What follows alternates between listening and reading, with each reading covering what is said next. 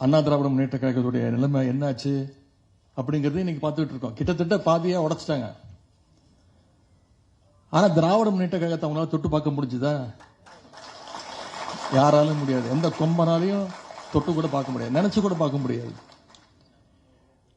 ஆனா என்ன இதுல அழகுனா, நாம முன்பை விட ஆளுங்கட்சியா இருந்ததை விட இன்னைக்கு எதிர்கட்சியா இருக்கும் போதுதான் இன்னும் ஃபாஸ்டா, இன்னும் சிறப்பா செயல்பட்டு இருக்கிறோம், இன்னும் உறுதியோடு செயல்பட்டு இருக்கோம். அதுதான் திமுகவுடைய அழகு, அதுதான் இந்த இயக்கத்துடைய பெருமையும். அதிமுகவை இவ்வளவு ஈஸியா அசைச்சு பார்க்கிறோமே, ஆனா ஏன் திமுகவை நம்மளால கொஞ்சம் கூட சீண்டி பார்க்க முடியலன்னு இன்னைக்கு இருக்கக்கூடிய ஆளுங்கட்சி கிட்டத்தட்ட திணறிட்டு இருக்கிறாங்க. எப்படியோ ரீல்ஸ் போட்டு ஆட்சிக்கு வந்துட்டோம், அதனால இன்னைக்கு இந்த ஆட்சியையும் ரீல்ஸ் போட்டு நடத்திடுவோம் அப்படின்னு. எதுக்கு எடுத்தா ரீல்ஸ்? சட்டமன்ற உறுப்பினர்கள் தொகுதிக்கு போனாலே பாதி சட்டமன்ற உறுப்பினர்கள் என்ன தொகுதின்னு அவங்களுக்கே தெரியல. பக்கத்து தொகுதியில் போய் நன்றி சொல்லிட்டு இருக்கிறான். வாக்காளர் சொல்றான், நீங்க இந்த தொகுதி கிடையாது, பக்கத்து தொகுதியில் போய் நன்றி சொல்லுங்க அப்படின்னு. அமைச்சர்கள் ஆய்வுக்கு போறா, அங்கேயும் ரீல்ஸ். முதலமைச்சருடைய அலுவலகத்திலேயே ரீல்ஸ் போடுறாங்க. முதலமைச்சரை பார்க்க போறவங்க ரீல்ஸ் எடுத்து போடுறான். கிட்டத்தட்ட ஒரு ரீல்ஸ் ஆட்சியாக இன்னைக்கு இந்த ஆட்சி நடந்துகிட்டு இருக்கு. எங்க பார்த்தாலும் கரண்ட் கட்டு. இன்னைக்கு எப்படி இந்த இவ்வளவு நேரம் கரண்ட் கட் ஆகாம இருக்குன்னு எனக்கு தெரியல. ஜெனரேட்டர்ல ஓடிட்டு இருக்கா. எங்க பார்த்தாலும் இன்னைக்கு பவர் கட்டு. திருமண பக்கம்லாம் இன்னைக்கு பாலியல் வன்கொடுமைகள். அதுவும் ஆளுங்கட்சி சட்டமன்ற உறுப்பினர்கள் ஆரம்பிச்சு அவங்களுடைய நிர்வாகிகள் வரைக்கும் ஒவ்வொருத்தரும் இந்த குற்றச்சாட்டுகள்ல, இந்த வன்முறைகளில் ஈடுபட்டு இருக்காங்க. இன்னொரு பக்கம் அரசு வழக்கறிஞர் நியமனத்தில் இன்னைக்கு லஞ்சம் தலைவரிச்சு ஆடிட்டு இருக்கு. இதை நான் சொல்ல, அவங்க ஆளுங்கட்சியுடைய வழக்கறிஞை நிர்வாகி ஒருத்தர் ஒரு கம்ப்ளைண்ட் கொடுத்திருக்கிறார், கோர்ட்ல வழக்கு போட்டிருக்கிறார். அந்த கட்சியுடைய பொதுச் செயலாளர் அரசு வழக்கறிஞர் நியமனத்துக்கு லட்சக்கணக்கில் பணம் வாங்கியிருக்காருன்னு அந்த கட்சியுடைய நிர்வாகியே இன்னைக்கு புகார் கொடுத்திருக்காரு. அவர் மேலேயே இது வரைக்கும் எந்த நடவடிக்கையும் இல்லை. இன்னைக்கு அமைச்சராக இருக்கவங்க ஒவ்வொருத்தரும் பார்த்தீங்கன்னா என்ன, அவங்களுடைய பயோடேட்டா எடுத்து பாருங்க. அடிதடி புகார் இருக்கிற ஒருத்தர் அமைச்சர், இன்னொரு அமைச்சர் மேல நில அபகரிப்பு புகார், அவர் ஒரு அமைச்சர், இன்னொருத்தர் வேலை வாங்கி தரேன்னு சொல்லி பணம் பறிச்சதுன்னு ஒரு அமைச்சர். இதெல்லாம் கூட பரவாயில்லைங்க. சட்டமன்றத்தில் உட்கார்ந்து எதிர்க்க பார்க்கும்போது பாத்தீங்கன்னா ஒரு அமைச்சர் பாத்தீங்கன்னா திருட்டு விசிடி வைத்தவர், இன்னொரு அமைச்சர் பிளாக்ல டிக்கெட் வித்தவர், இன்னொரு அமைச்சர் பிளாக்ல லாட்டரி டிக்கெட் வித்தவர். இவங்கெல்லாம் இன்னைக்கு அமைச்சர்களா சட்டமன்றத்தில்? பேர் சொல்ல தேவையில்லை, உங்களுக்கே தெரியும், மக்களுக்கே தெரியும். நம்முடைய இயக்கத்தை சேர்ந்த முன்னாள் அமைச்சர்கள் இன்னைக்கு களத்தில் சிறப்பா வந்து இயங்கி கொண்டிருக்கக்கூடிய ஜென்சி இளைஞர்கள், தன்னெழுச்சியாக வந்திருக்கக்கூடிய ஜென்சி இளைஞர்களை இன்னைக்கு டார்கெட் பண்ணி அவங்க மேல இன்னைக்கு இந்த அரசு பொய் வழக்கு போட்டு பயமுறுத்த பாக்குறாங்க.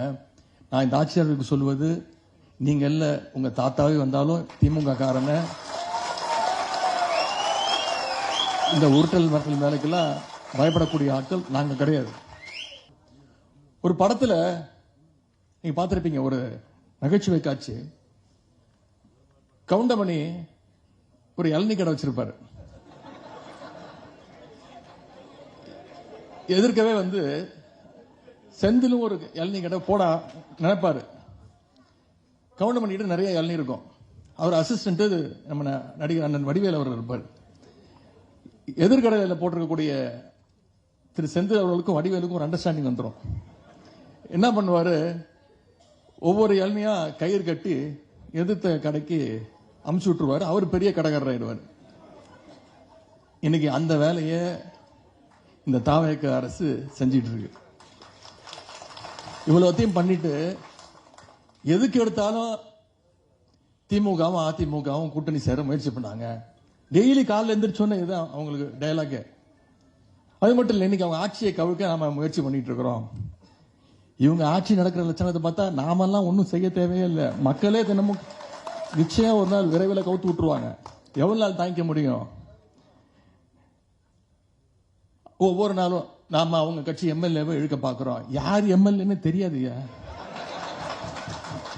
அவர் எப்படி இழுக்க முடியும்? ஆனா உண்மை என்ன நடந்துகிட்டு இருக்கு? இன்னைக்கு அடுத்த கட்சி எம்எல்ஏ ஒவ்வொருத்தரா இளநீ புல்லிங் மாதிரி இன்னைக்கு இருக்கக்கூடிய அரசு, இன்னைக்கு இருக்கக்கூடிய முதலமைச்சர்கள் இழுத்துட்டு இருக்கிறார். முதலமைச்சர் சட்டசபையில் பேசும்போது பேசினார், விடமாட்டேன், தொடமாட்டேன், தொட்டவனை விடமாட்டேன் அப்படின்னு சொன்னாரு. சொன்னதை நீங்க செஞ்சிட்டு இருக்கிறாரு.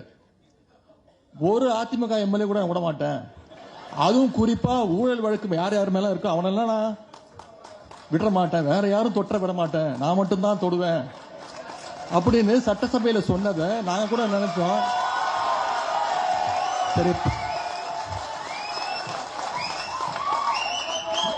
சரி பஞ்ச் டயலாக் தான் பேசுறாரு. எங்களுக்கு சில நேரம் டவுட் ஆயிடுது, நாம சட்டசபைக்கு தான் வந்திருக்கோமா இல்ல ஏதாவது தியேட்டர்ல ஃபர்ஸ்ட் டே ஃபர்ஸ்ட் ஷோ படம் பார்க்க வந்திருக்கோமா? அந்த நிலைமையில தான் இன்னைக்கு சட்டசபை நடந்துகிட்டு இருக்கு. அன்னைக்கு முதலமைச்சர் சொன்னதை இன்னைக்கு செஞ்சு காட்டிட்டு இருக்கிறாரு. தூய சக்தி தூய சக்தின்னு சொன்னாரு, தூய சக்தின்னு சொன்னாரு, தூர்த சக்தினாரு, மற்றும் சிலர் அப்படின்னாரு. பேர் சொல்றதுக்கே கூச்சப்பட்டாருங்க. அதனால நம்ம தலைவர் சொன்னாங்க, தூர்த சக்திக்கிட்டே இருந்து இழுத்துக்கிட்டு இருக்கீங்களே, அவளுக்கு போயிரு, காஞ்சி போன சக்தியா இருக்கீங்களே அப்படின்னு நம்ம தலைவர் சொன்னார். வாஷிங் மிஷின், நம்ம பாஜகவை சொல்லுவோம் பெரிய வாஷிங் மிஷின், இன்னைக்கு அதுக்கு போட்டியா ஒரு குட்டி வாஷிங் மிஷினா இன்னைக்கு இந்த அரசு, தவேக அரசு நடந்துகிட்டு இருக்கு. கல்லாப்பட்டி கூட்டணி நான் மறந்தாலும் இன்னைக்கு மக்கள் மறக்க மாட்டாங்க. நாம இதை ஒவ்வொரு நாளும் மக்கள்கிட்ட கொண்டு போய் சேர்க்கணும்.